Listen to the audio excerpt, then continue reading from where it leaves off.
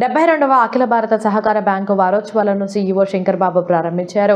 ఈ సందర్భంగా Chittoor DCC bank కార్యాలయం ఆవరణలోని జెండాను ఆవిష్కరించారు. అనంతరం ఆయన మాట్లాడుతూ ఈ నెల 14వ తేదీ నుంచి 20వ తేదీ వరకు సహకార సంఘాల వారోత్సవాలను నిర్వహిస్తున్నట్లు తెలిపారు.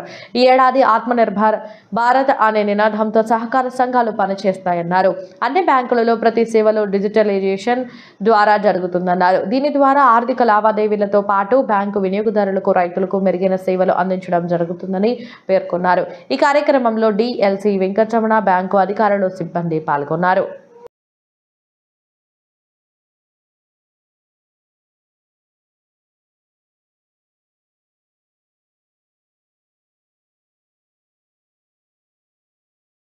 ఆ తర్వాత కాలంలో 1912 ఆ తర్వాత అనేక రకాల చట్టాలు తీసుకురావడం మారుతూ 1964, 1995 ఆ తర్వాత ఈ మధ్య జాతీయ సహకారానికి సంబంధించిన ఒక విధానం కూడా రూపొందించారు.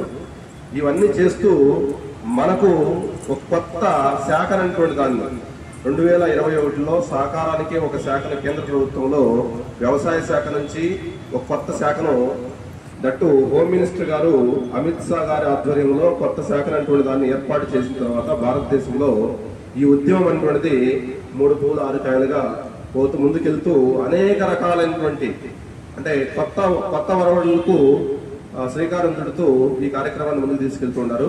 ఇంతకుముందే బ్యాంక్ ఎంప్లాయీ గారు చెప్పినారు, యాక్చువల్గా చాలా వరకు మనకు డిజిటలైజేషన్, ఆ డిజిటలైజేషన్ జరిగితే వచ్చేటటువంటి లాభాల్లో మొట్టమొదటి లాభం ఏంటంటే చాలా ఫాస్ట్గా ఉంటుంది, ట్రాన్స్పరెన్సీ వస్తుంది, దాంతోపాటు అవినీతి బాగా తగ్గడానికి అవకాశం ఉంటుంది అనే ఉద్దేశంతోనే మన రాష్ట్రంలో ముఖ్యంగా మన జిల్లాలో కూడా ఉన్నటువంటి 37 సంఘాలలో కూడా ఆ డిజిటలైజేషన్ కార్యక్రమం మనం ముగించాం.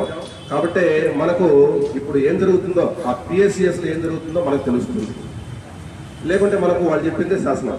బట్ దానివల్ల ఏం జరుగుతుంది, ట్రాన్స్పరెన్సీ జరుగుతుంది, దాంతోపాటు అవినీతి బాగా తగ్గుతుంది, పొలిటీషియన్స్ యొక్క ఒత్తిడి కూడా తగ్గడానికి అవకాశం ఉంటుంది.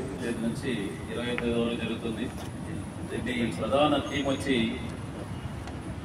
ఆల్రెడీ ఆత్మనిర్భర్ భారత్ సాధకాలుగా సహకార సంఘాలు పనిచేస్తాయి.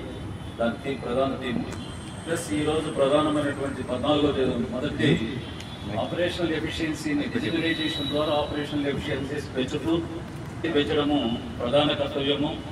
ఆల్రెడీ సహకార బ్యాంకులన్నీ ఆ దిశగా 2012వ సంవత్సరం నుంచి మొదలైంది కాబట్టి సహకార సంఘాలు రైతులకు అతి చేరువలో ఉంటాయి కాబట్టి వాటిని కూడా ఆ విధంగా డిజిటలైజేషన్ దగ్గరికి తీసుకెళ్లి అన్ని రకాల సేవలు రైతులకు అందించాలి.